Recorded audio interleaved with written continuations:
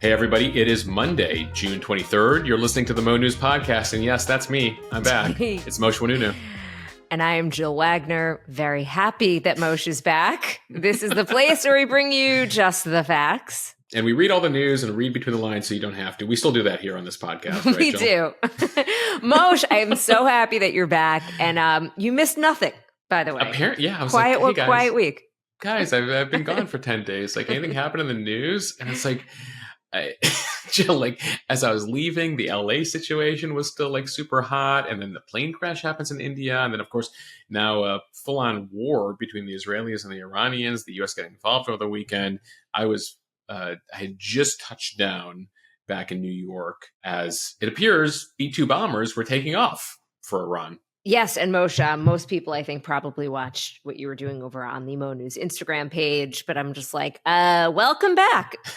No, I'm sure you were jet lagged. I'm just like, okay, no rest here for the jet lag, both painful and beneficial in covering international stories. But Jill, I'm grateful to you and the team for managing the coverage of all of it. It's so funny, you know, we joke about it, but like I feel like we took a vacation a couple of years ago. Actually, the last abroad trip I took to Morocco, and that's when the Queen of England died. So like, apparently, I can't take vacations. Or we just need to be super prepared for Moshe to take a vacation next time. It almost became comical at a certain point where it was like, oh my God, is this real? This is happening. How much more can possibly happen? It's funny. I actually, over on the premium Instagram page, we did like a whole travel log where I took people on the journey through our trip to Japan, which I normally do when we do these trips abroad. Alex will do it. My wife will do it on her Instagram page. I'll do it on my Instagram page. On the premium page. And it's like I kept having to interrupt the travels through Japan. I still haven't finished posting all of Japan because I was like, oh, by the way, the U.S. just bombed Iran. I'll go back to like what I ate in Osaka in a second. Okay, so we obviously have a ton of news to get to, but very, very quickly, Japan highlight. Amazing. The food, the people, the punctuality, organization, cleanliness of the country. It's just a country that, Jill, like works literally like clockwork. They actually, if a train or subway is ever delayed by more than a couple of minutes, like a national apology is put out. Like the train company will like write a note to your boss as to why you were late. So just an incredible place. I hadn't been to Japan since covering the Fukushima nuclear meltdown for work purposes 15 years ago. So actually being there as a tourist was amazing. Amazing history, culture, you know, going back a very long time, several thousand years there in Japan. So many highlights, talked about them over on the premium Instagram page. And I actually want to do a podcast, like a deep dive into Japan for when things calm down in the news cycle, because I think there are a lot of interesting cultural trends happening there, political trends happening there, that I think are worthy of deeper dives here on the podcast. And the best steak sandwich of my life, I ate in Kyoto. We posted that over on the premium Instagram page as well. Like literally, like I dream about going back to Kyoto for the steak. All right. Well, I know I speak for not only myself, but our audience when I say we are really thrilled to have you back, Moshe, and I'm glad that you had a great time in Japan. Now, though, let's get to some of these headlines here. The U.S. revealing some new details about its weekend strike on 3 Iranian nuclear sites as Iran threatens retaliation. We've got the latest on the attacks, the fallout, the reaction, Iran's call to block oil tankers coming out of much of the Middle East, and what you could expect here at home and around the world. And it comes, Jill, as the Israelis say they still have more targets. Trump now saying late Sunday, trying out the line, make Iran great again, MIGA, MIGA, implying regime change in Iran, what they're saying about that, and what U.S. intelligence and Homeland Security is picking up about how Iran could respond here. All right, and in other news, more than 150 million Americans are suffering through sweltering temperatures and humidity this week. We'll tell you what's creating this misery and why heat waves are actually the deadliest weather event in the United States. Columbia University activist Mahmud Khalil is home after more than 100 days in ICE detention. What comes next for his case as the Trump administration works to deport him for his role in protests against Israel? And is artificial intelligence killing our ability to think for ourselves? We'll tell you what a new study found when it let participants use ChatGPT to write their SAT essays. Not surprising on this one, Jill. It's sort of like what Google Maps has done to our ability to navigate. Moshe, when I used to go into the stock exchange at 2 a.m. from uptown in Manhattan, the stock exchange being all the way downtown, one of the drivers was using Waze or Google Maps and somehow wound up going through the Midtown Tunnel into Queens. I'm like, what are you even looking at? And they're just not even paying attention. For non-New Yorkers, that is a very odd turn, a very bizarre are you turn. going to Long Island? What happened? And Moshe, I'm not going to lie, I'm very happy to pass this back over to you on this day in history. Tell us what's going on today.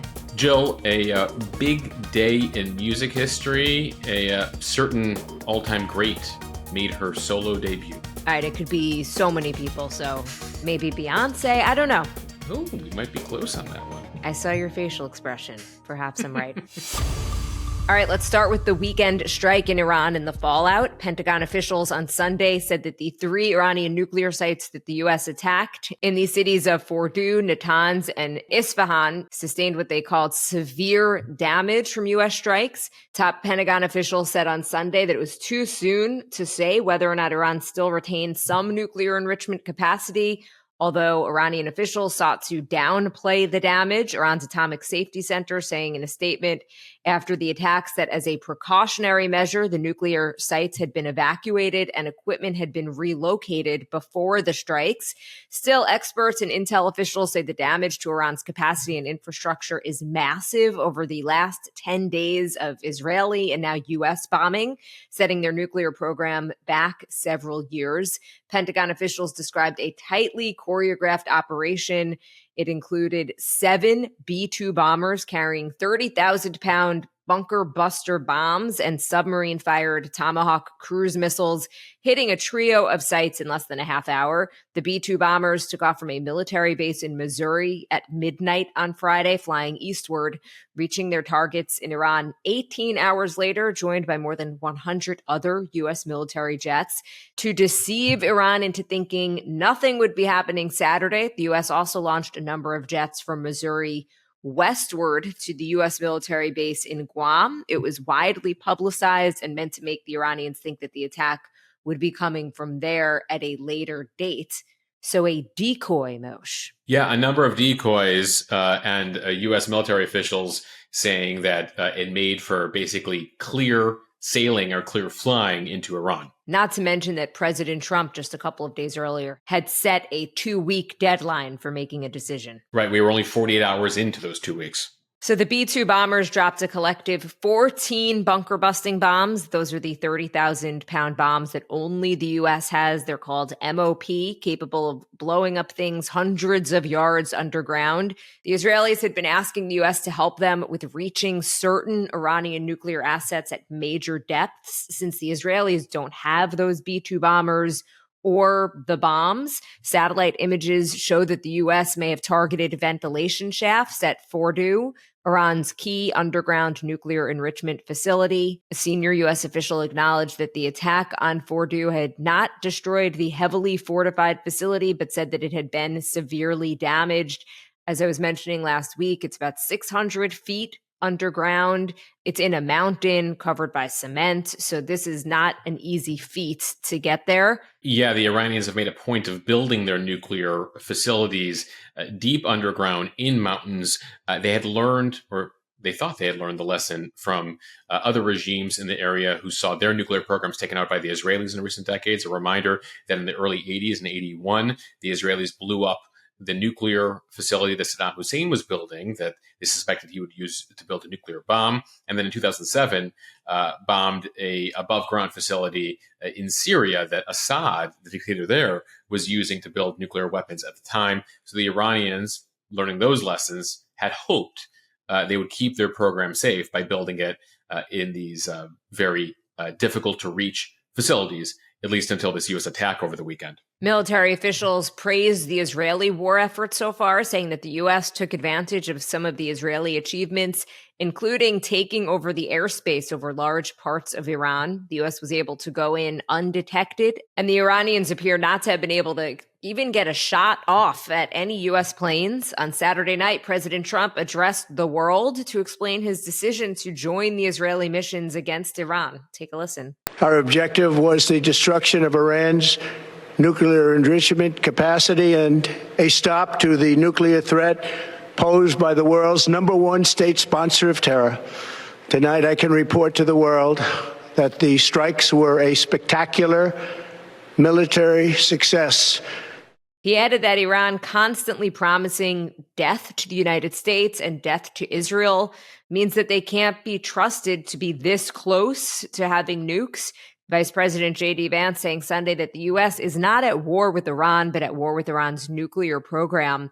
Israel responded by praising President Trump. Israeli Prime Minister Benjamin Netanyahu saying in a speech that he and Trump like to use the phrase peace through strength, and that, quote, first comes strength, then comes peace. And tonight, President Trump and the United States acted with a lot of strength. He said, President Trump, I thank you. The people of Israel, thank you. The forces of civilization, thank you. Israeli officials say that while they've had major success over the last week and a half, they still have a number of more missile targets across Iran. So they are taking advantage of the time that they have now to take out even more missile depots, factories, etc. So they might have a week or two, depending on how potential diplomacy goes with Iran and the United States. And we'll have more on the Iranian reaction in a second.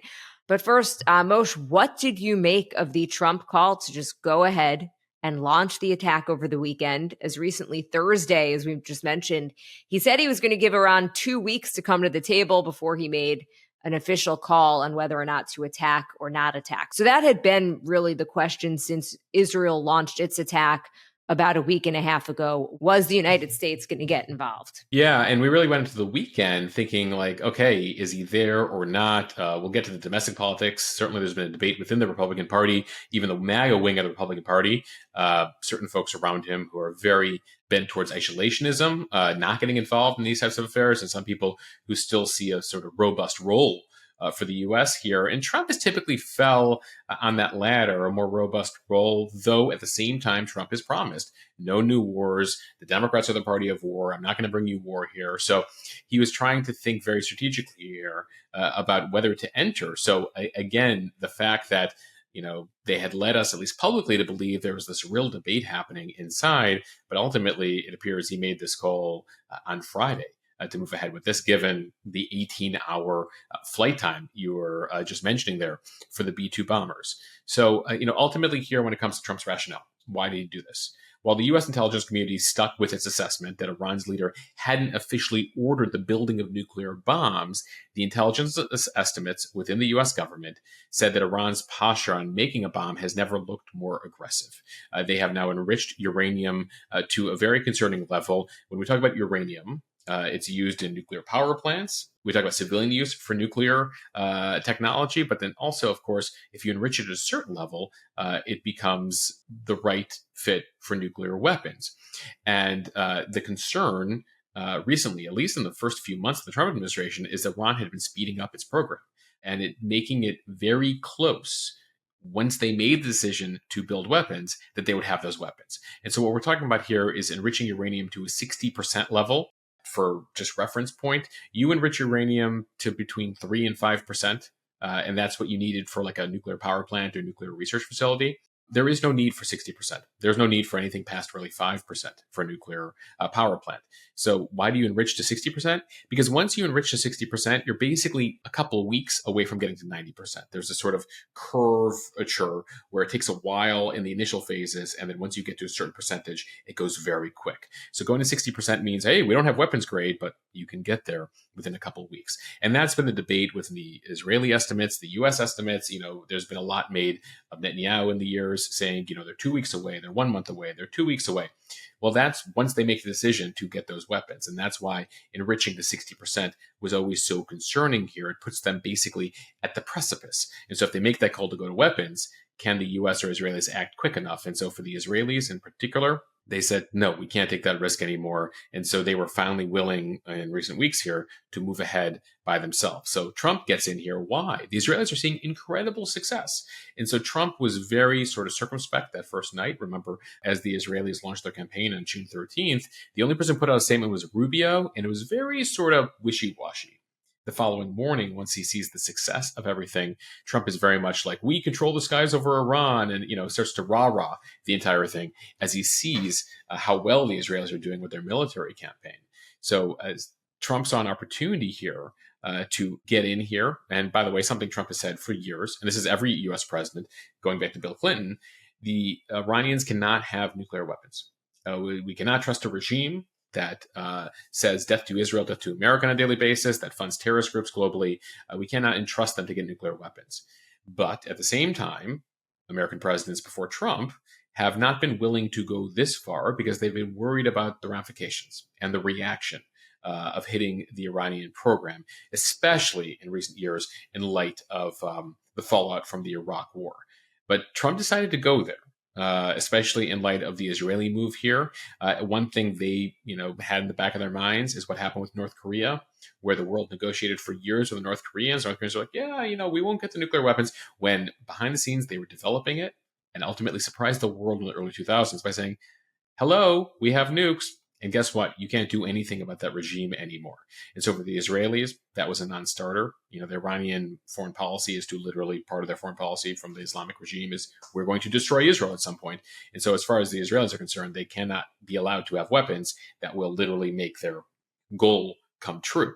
And so that's ultimately that perspective. From the Iranian perspective, what they've seen in recent years is the dictators who didn't have nukes are gone. Saddam, gone. Gaddafi, gone. Assad, gone. Even Ukraine gave up its nukes coming out of the Cold War because it had some left over from the Soviet Union days. And look what's happened to them. So the Iranians are looking at the world saying, if we're into our regime staying alive here, we might need it. And so that's why they've always kept this stuff so close. And so, ultimately, the Israelis clear the space. They're so successful in this last week. They're basically saying to the Americans, the water's warm. Come dip your toe in here. So to speak. Ultimately, the Israelis have destroyed everything they could within their capabilities, but the B-2 bombers, only America has. These 30,000-pound MOPs, these huge bombs, only America has. And so the Israelis are like, we could do this on our own, but it would be really helpful and convenient if you could hit these targets. And so that's ultimately what took place on Saturday night in Iran. In Fordow in particular, they had 2,000 centrifuges in underground halls there. The question, of course, is, were they still there by the time the Americans got there? Where are some of those weapons? That's a search that they're engaged in right now, and they're still trying to do the damage assessments here. And for Trump, he decided to go with a diplomatic move in the past couple of months.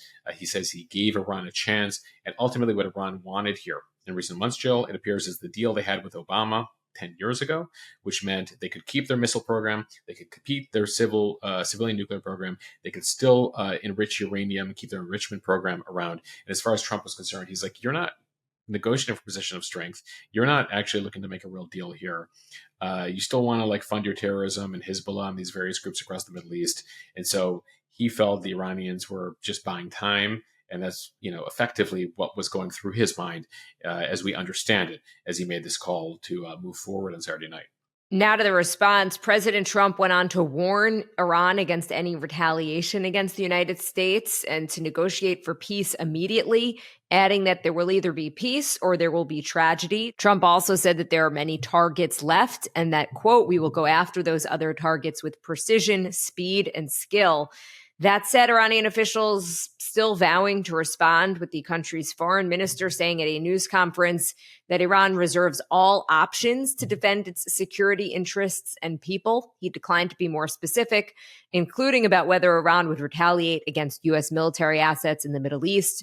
There are more than 40,000 American military personnel on bases and warships in the area. The one major headline that we got over the weekend is that they are seriously looking at blocking oil traffic and all ship traffic through the Strait of Hormuz on the Persian Gulf. Yeah, their first move on Saturday into Sunday was attacking Israel with a couple dozen more missiles. A handful got through the Israeli missile shield, destroying several residential buildings, injuring several dozen Israelis.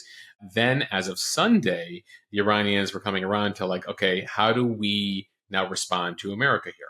And this strike on Saturday night, you often see this very bellicose, chest-thumping rhetoric from the Iranians and very infrequently do you actually see them fulfill anything remotely like it. They've been saying for a week that they're going to be doing things on a nightly basis that will be remembered for centuries. They haven't done that. And so they need to figure out here what they can do given what the US just did to them. But also keep in mind, the US strikes didn't kill a single Iranian person, right? Ultimately, they struck 3 military targets. That's hugely embarrassing for the Iranians. They got to do something back to America. But what are they going to do?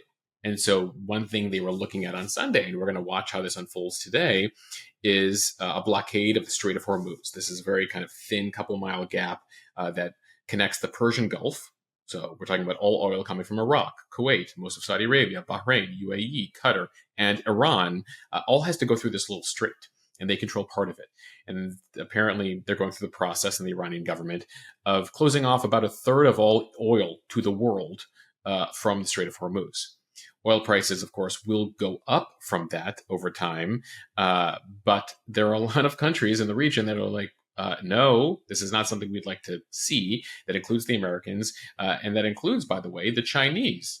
80% of Iranian oil is bought by China.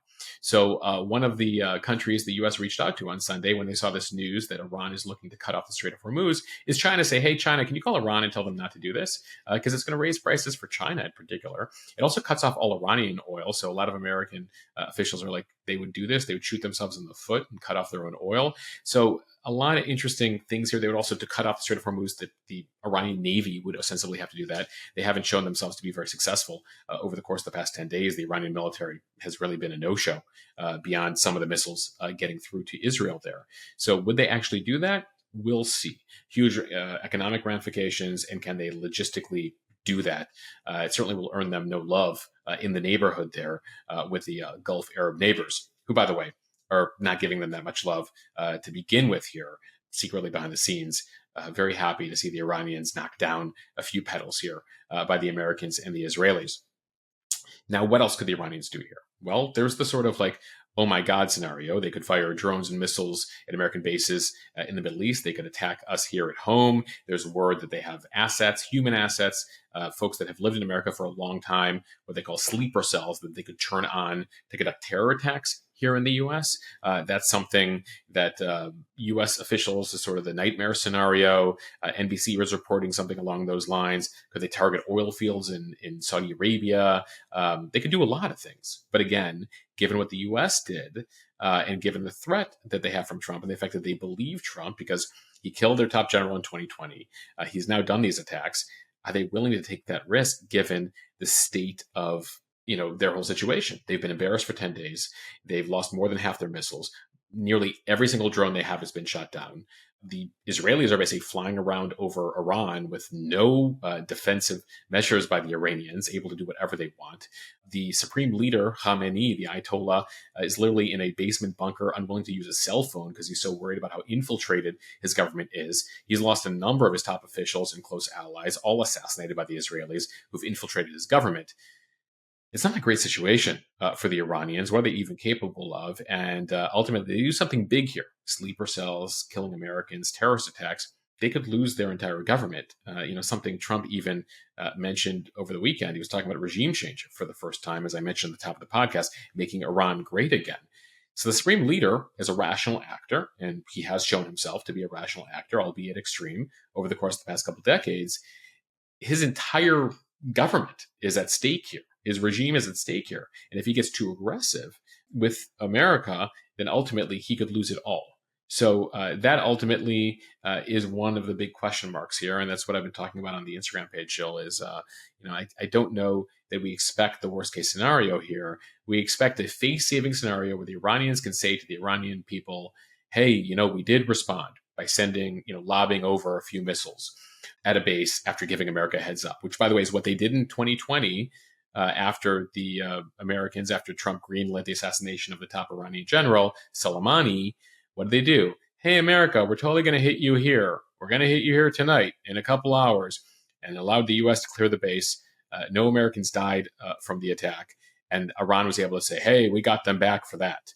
So ultimately, what is Iran going to do here in a way that the U.S. can say, okay, no big deal. We're willing to look the other way here. And that's sort of the kind of inside story of geopolitics here. that is something we need to keep in mind. So now to the reaction across the world and here in the United States. Top Republicans in Congress swiftly rallied behind President Trump on Saturday after he ordered the strikes on those 3 Iranian nuclear sites, even as senior Democrats and some GOP lawmakers condemned it as unconstitutional, saying that it could drag the United States into a broader war in the Middle East. In separate statements, the leading Republicans in Congress, Speaker Mike Johnson and Senate Majority Leader John Thune, commended the military operation, calling it a necessary check on Iran's ambitions of developing a nuclear weapon. Both of them had been briefed on the operation beforehand. At the same time, a number of leaders in the MAGA movement, mainly outside of D.C., but including Marjorie Taylor Greene and former advisors Steve Bannon, came out heavily criticizing the move. So what that means is that Trump is at risk of alienating his most ardent backers who support his America First agenda of focusing on domestic issues instead of spending money overseas. Meanwhile, Democrats, not surprisingly, came out criticizing the operation, calling it unconstitutional. The top House Democratic leader, Hakeem Jeffries, saying in a statement that, quote, President Trump misled the country about his intentions, failed to seek congressional authorization for the use of military force, and risks American entanglement in a potentially disastrous war in the Middle East. Democratic Senate Minority Leader Chuck Schumer called for an immediate vote on legislation that would require explicit authorization from Congress for the use of military force. But Moshe, as we have been learning, particularly in the past few months, Congress has given a lot of its responsibility away. Yeah, over the last few decades, in the Constitution, Congress is in charge of tariffs. That ship sailed. And in the last few decades, Congress, which officially, according to the Constitution, according to the founders, has the power to declare a war, it's effectively given that away at times. It's an issue we hear from Democrats all the time. Many of you asked me over the weekend, was this unconstitutional? Was this illegal by him? You have some folks like AOC is among the members of Congress who's calling for his impeachment over this. But some context here. Well, the founders gave Congress the power to declare war. The founders also made the president the commander-in-chief over the armed forces. And so there are a number of presidents from major wars over the years that have gone to Congress, for a official declaration of war. George W. Bush actually got 2 of them. After 9/11, he got one for Afghanistan.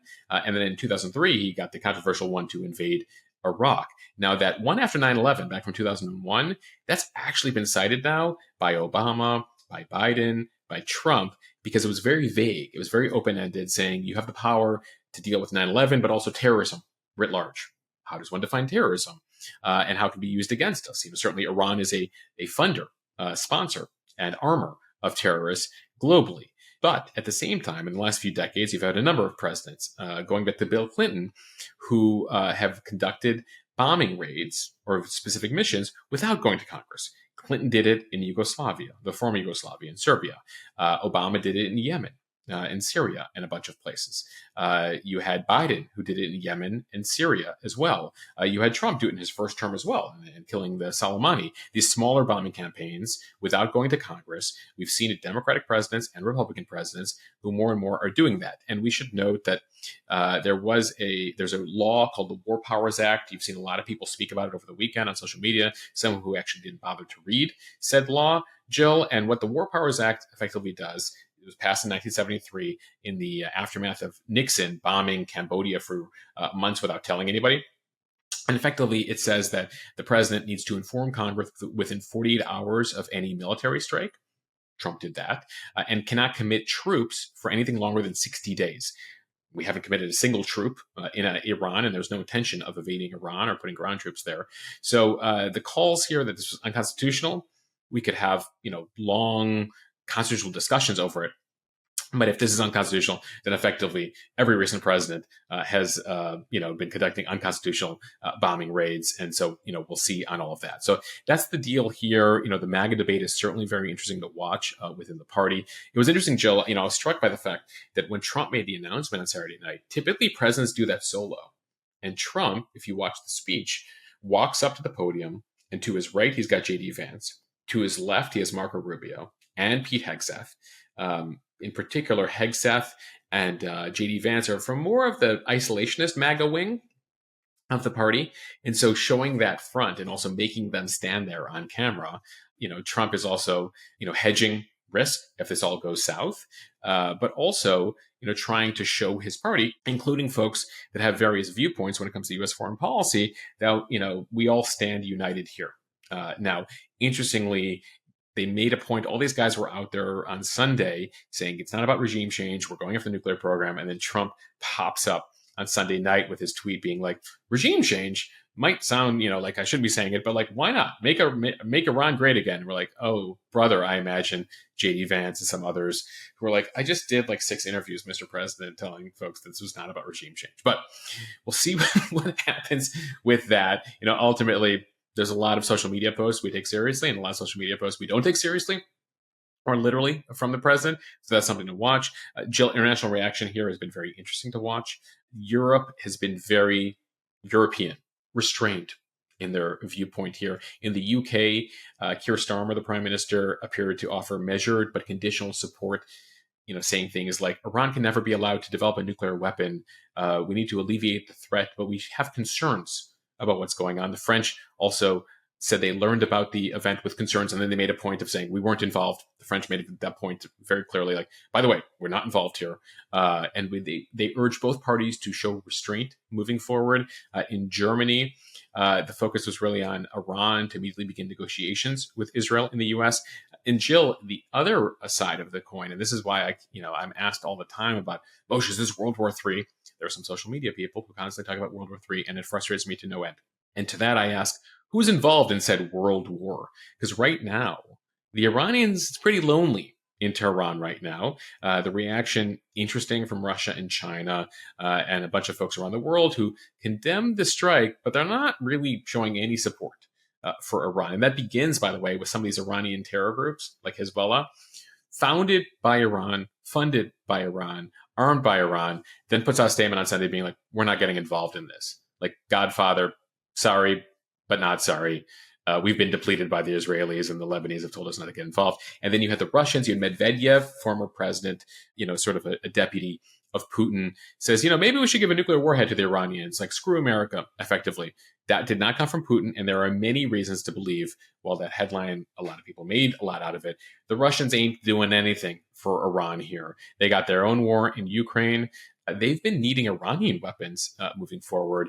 And by the way, Putin doesn't want to do anything to piss off Trump even further here. So there are many reasons to believe Russia ain't doing anything to support Iran. The Arab world, again, like I told you, minus Qatar, which sort of has open relations with Iran, they view Iran as a threat. So they've been secretly celebrating all of this. Right. So publicly, you have Saudi Arabia, the United Arab Emirates, and others who are condemning this and saying that they have concerns. But privately, they're psyched.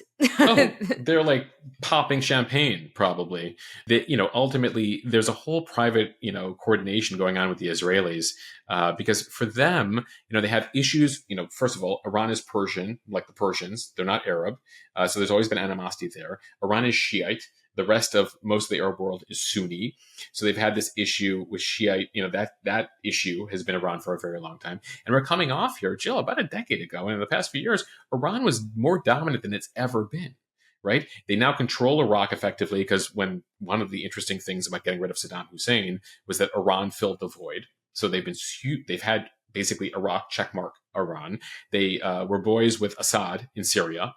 And so they had Syria. Then they had Hezbollah in Lebanon. So they had what they called the Shiite crescent running from Tehran to Beirut there. More domination than the Shiites have seen in hundreds of years, that sect of Islam. What have we seen in the past 18 months, though? Like, effectively, you can call it sort of Hamas/Iran Pearl Harbor, if you compare them to the Japanese. One big day on October 7th against the Israelis in the past 18 months have been a complete catastrophe debacle. Effectively the, decapitation of most of Hamas, the complete destruction of Gaza, Hezbollah, decapitated leadership, arms, a 30-year armament strategy basically destroyed. Iran, the Ayatollah strategy of the past 30 years, effectively shown to be a complete paper tiger here over the course of the past 10 days, unable to defend his own nation with a single plane in the air. And so ultimately here, the Arab world's like, oh, like, great. Like, we don't have to deal with the Iranians messing around, sponsoring the Houthis, sponsoring Hezbollah, all of that. So there's a lot of folks that you see publicly that is different privately. And so this whole question of World War III, it's like No one is coming to the aid here of the Iranians. We're going to watch, the developments here very closely, how the diplomacy works. But ultimately, Iran stands alone, and they have to again figure out what their face-saving response is going to be, and then what the negotiations look like moving forward. Like what happens next? How much destruction happened to their program? Is it worth it? Is this quote unquote civilian nuclear program for nuclear power, because they claim they weren't going to ever pursue weapons? Was this worth it, Iran? Was this worth it, Supreme Leader? You sit on the country of 90 million plus people who are already protesting your regime in the last couple of years with Masa Amini. Your government is, on thin ice already domestically, internationally. You've been revealed to see that you don't really have many friends in the world. At the same time, though, it's still, we're going to have to watch how the U.S. reacts, how diplomacy goes down here. This has the potential to end very well, and this has the potential to also end very poorly, depending on the chess moves that we see unfold here. It was a high risk, high reward, but certainly with a lot of potential downside move by the U.S. Over the weekend, and that's something we're going to continue to watch here. All right, time for the speed read from AccuWeather. Tens of millions of Americans are under heat alerts as extreme heat hits several parts of the country this week, especially the Northeast. Extreme heat warnings for Philadelphia, New York City, and Boston went into effect Sunday. And an extreme heat watch was also issued today for Washington, D.C. and Baltimore. It's supposed to be in the high 90s today in New York City, with the heat topping out at 100 degrees tomorrow. Philadelphia and Washington, D.C. are forecast to experience at least 7 days with highs at or above 90 degrees, including at least 2 days with highs of 100 or higher this week. And it isn't just the Northeast that's baking. Heat alerts have been issued from Colorado to Maine, impacting more than 150 million Americans. Kansas City, Missouri, and Oklahoma City will have multiple days with highs in the 90s. St. Louis and Nashville will also have at least 8 days in a row with highs of 90 to near 100. And it isn't just the heat. The humidity is making it feel even warmer. Over the weekend, some parts of the Midwest experienced feels like temperatures that were closer to 110 degrees. And temperatures are only dropping into the mid-70s overnight, which means there's little relief to people who do not have air conditioning. Yeah, and we're just after summer solstice here, the longest day of the year that took place last week. So that means the longest days of the year when the sun is most intense are happening right now, which means there's the most amount of time for the heat to heat up the ground and the air. My regular reminder here, Jill, heat, it remains the deadliest form of extreme weather here in the U.S., contributing to nearly 1,000 deaths annually on average over the course of the past 20 plus years. Last year, more people died from heat in the U.S. Than were killed in tornadoes, hurricanes, and flooding combined. Just to give you perspective, we've had some of these heat waves over various summers over the last few decades where, 100 plus people have been killed. Energy demands also expected to surge this week with everyone cranking their air conditioners, which strains the power grid here. So first major heat wave of the summer, we're still sitting here in June. And so, there's concern about, how bad things could get, how often this summer. So wishing all of you an easy couple days here as we deal with this first big heat dome. From CBS News, student activist Mahmud Khalil is back home in New York after a federal judge ordered his release Friday from an Immigration and Customs Enforcement detention center in Louisiana. He arrived on a flight to Newark on Saturday after spending more than 100 days in ICE custody. The Trump administration wanted to deport him. Khalil is a legal permanent resident of the United States. He has a green card, but he was detained by federal authorities earlier this year for violating a federal law related to his visa application.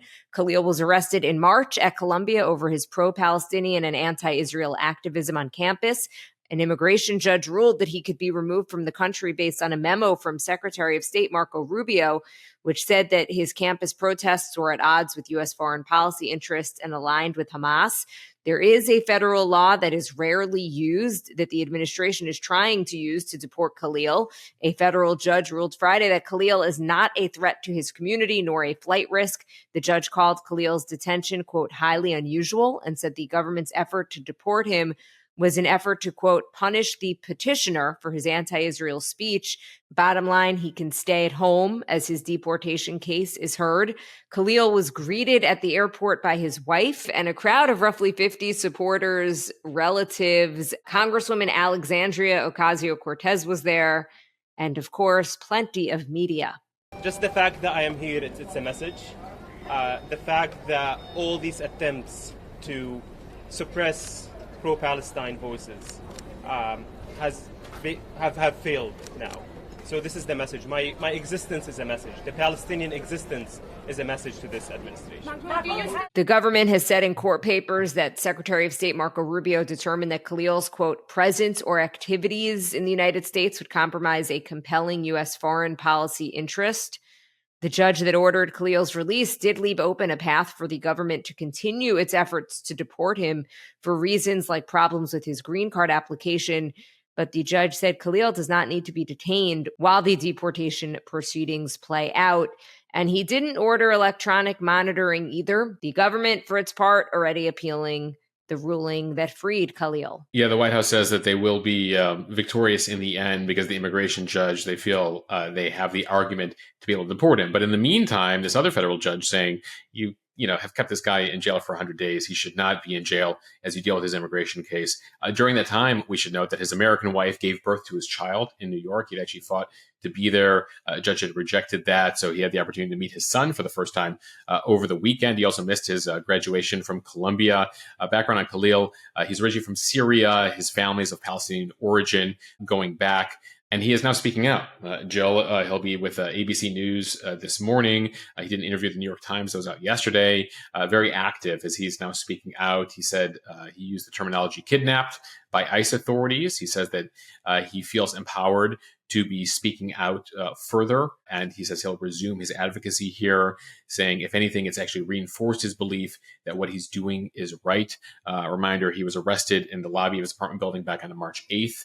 Among the very notable arrests, a number of activists who were arrested throughout March and April. A number of them have now been freed as they have their immigration cases heard. The feds had locked them up, sent them into these facilities in Louisiana, and several of them have now been released. Some of them, like Khalil, are facing allegations that they lied on their visa application and conducted themselves in a way that the administration feels breaks this law from the 1950s and 60s. That is rarely used, but Rubio is now using to try to deport a number of various visa holders or green card holders here. And so we'll continue to monitor this case. But as of right now, you're probably set to see a lot of Khalil in the coming days. And finally, from Time, some new research questioning whether ChatGPT kills our ability to think critically. A new study from MIT's Media Lab divided 54 people into 3 groups and asked them to write SAT essays over the span of several months. So they could either use ChatGPT, Google, or nothing at all. Researchers recorded their brain activity across 32 regions. They found that of the 3 groups, the ChatGPT users had the lowest brain engagement and, quote, consistently underperformed at neural, linguistic, and behavioral levels.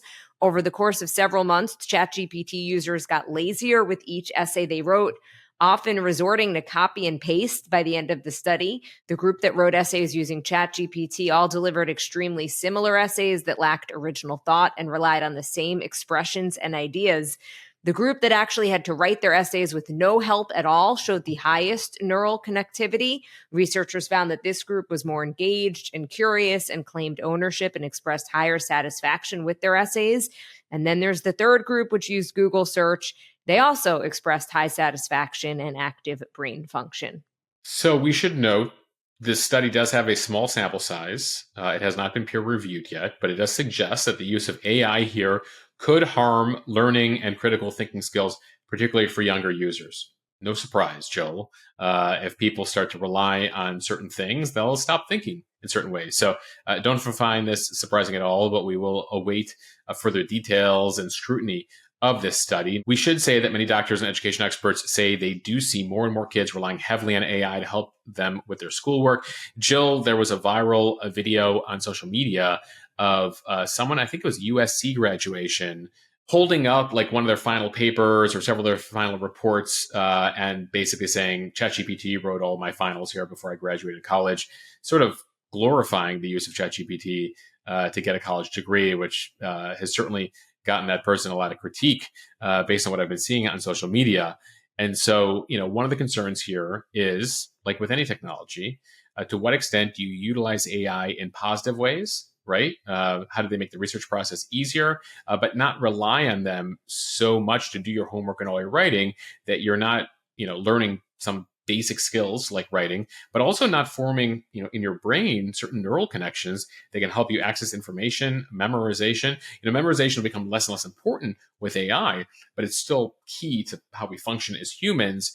And so, one of these things is we're very new in the AI era that certainly, folks are closely watching. And Jill, we've seen the fallout of social media and smartphones over the last decade and the impact they've had, particularly on people's mental health and relationships.